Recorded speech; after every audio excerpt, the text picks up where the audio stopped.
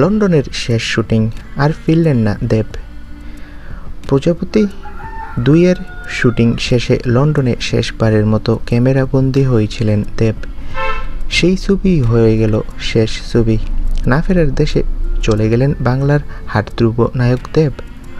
প্রযোজক পরিচালক থেকে অনুরাগী সকলেই স্তব্ধ, তবে বিশ্বাস হচ্ছে না কারোরই এই ছবির মুক্তি বাকি রেখে এমন চলে যাওয়া।